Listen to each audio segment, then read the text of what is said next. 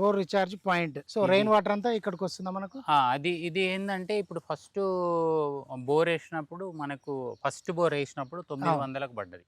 అంటే తేమ వచ్చింది అంతే. 1 ఇయర్ వచ్చిన తర్వాత ఆగిపోయిన తర్వాత మామూలుగా చెక్ చేపిస్తే ఇక్కడ పాయింట్ ఉందంటే లక్కీగా ఇక్కడ వాటర్ పడ్డది. ఓకే. పడ్డా కూడా ఏంటంటే మనము ఏదైతే వాడుతున్నామో ఓకే. ప్రకృతి నుంచి వాడినప్పుడు అవును. రీఫిల్ చేయడం కూడా మనదే బాధ్యత. అంటే మనము వాడినంత ఏ జీవి వాడదు జనరల్ గా. కాబట్టి ఏంటంటే ధర్మం అంటే మనిషికి అవసరాలు ఎక్కువ అన్నిటికీ ఇప్పుడు పంటలు వండాలన్నా మీరు దేన్ని ఒక్కరోజు నీళ్ళు లేకుండా గడిపి చూడమండి అసాధ్యం అది. అవును.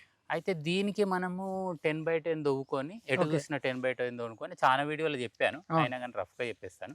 అయితే రఫ్ గా చెప్పాలంటే ఏంటంటే 10/10 దవ్వేసుకొని కింద కూడా 10/10 దవ్వేసిన తర్వాత 1.5 feet మీద నుంచి రంధ్రాలు కొట్టుకొని అట్లా కేసింగ్ అక్కడ రంధ్రాలు ఉన్నాయి అట్లా కొట్టేసుకొని 300 డయామీటర్ 150 40 20 6 mm చిప్స్ వేసేసి పూర్తి చేసుకుంటే ఆ పడ్డ నీళ్ళంతా ఫిల్టర్ అయిపోయి లోపలికి మెయింటెనెన్స్. బోర్ ఉందా? ఇంట్లో బోర్ ఉంది, ఇదే బోర్ ఉంది. బోర్ చుట్టూ దీన్ని మీరు ప్రిపేర్ చేసినాం. అది అక్కడ పడి ఆ పైపు దగ్గరే ఇనికిపోతాయి, ఇనికి ఫిల్టర్ అయిపోయి ఇంట్లోకి వెళ్తాయి. ఇప్పుడు మనం ఏంటంటే ఇంకుడు గుంత చేస్తా అంటే కొంతవరకే పోతుంది, ఇదేమో డైరెక్ట్ మనం అండర్ గ్రౌండ్ పంపిస్తాం. ప్రతి చుక్క కూడా వెళ్ళిపోతుంది. దీని డెప్త్ కూడా 10 తీసుకురు. దీని కూడా 10/10 ఎటు చూసినా 10. అంటే నాకేమైతుంది అంటే చాలా మంది ఏంటంటే పడ్డ నీళ్ళే వెళ్తాయి అనుకుంటారు.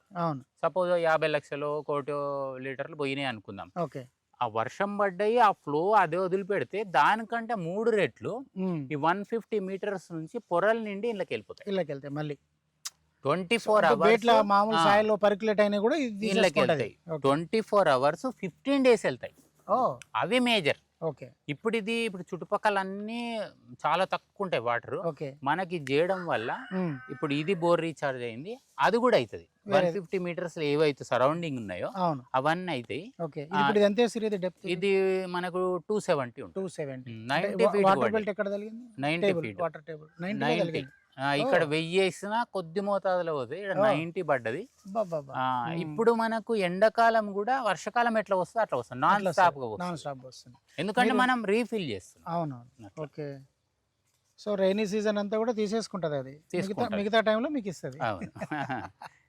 ఇది మనము డౌన్ పాయింట్ ఉండుట్లో అవన్నీ చేసుకొని అట్లా ఇదంతా మెయింటెనెన్స్ ఏంటంటే వర్షం పడే ముందు ఇప్పుడు వచ్చే నెల ఇదంతా తీసేస్తాం, ఆ రూట్ అంతా క్లియర్ చేసి సరిపోతుంది అంతే. ఇంకా అంతకు మించి పెద్ద చేయాల్సింది.